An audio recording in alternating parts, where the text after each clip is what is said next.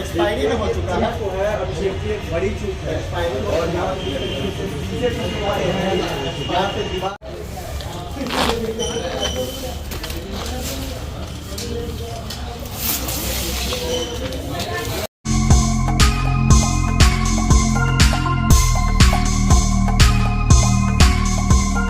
नमस्कार, मैं अंजना और आप देख रहे हैं द बिहार 24। आइए नजर डालते हैं इस वक्त की बड़ी खबर। पटना में उस समय अफरा तफरी का माहौल हो गया जिस वक्त पटना के पुराने म्यूजियम भवन में रखे गए फायर इंसुलेटर के CO2 सिलेंडर में आग लग गई।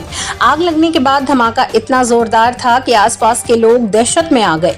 हालांकि सूचना मिलते ही मौके वारदात पर अग्निशमन विभाग के अधिकारी और पदाधिकारी गण मौके पर पहुंचे और जांच में जुट गए।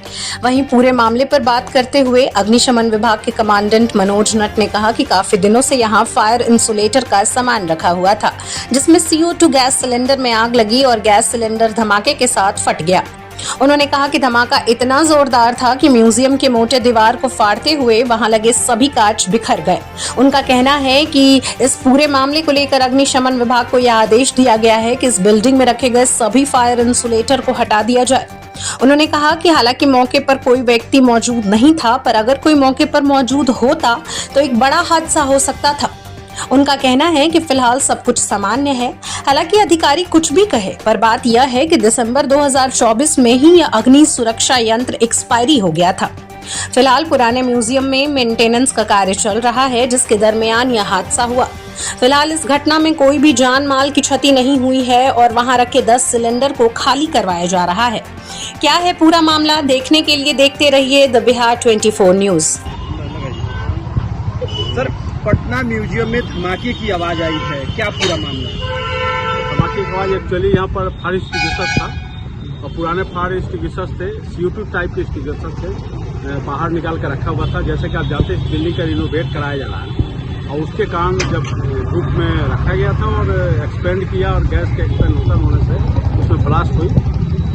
किसी जान की क्षति तो नहीं हुई है, लेकिन क्योंकि ब्लास्ट काफ़ी हेवी था तो दीवार में थोड़ा उसका ये प्रभाव पड़ा और दूसरा है कि कुछ कांच के टुकड़े बिखरे हुए। बड़ा हादसा भी हो सकता था यदि वहाँ पर कोई व्यक्ति रहता तो हादसा हो जाता, इसमें कोई संदेह नहीं था।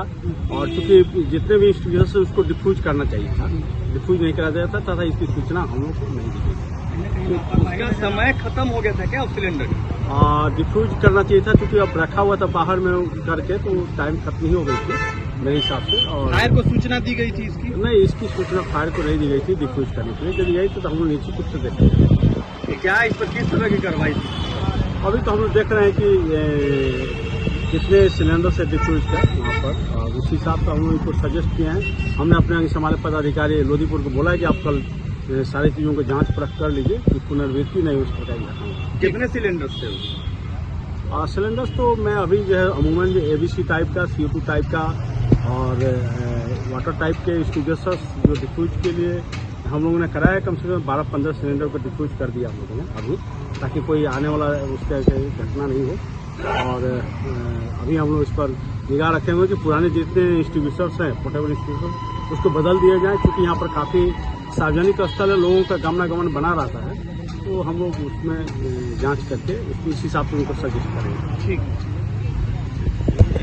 अब तक के लिए बस इतना ही, फिर मिलते हैं कैसी ही बड़ी खबर के साथ। तब तक के लिए नमस्कार और देखते रहिए द बिहार 24।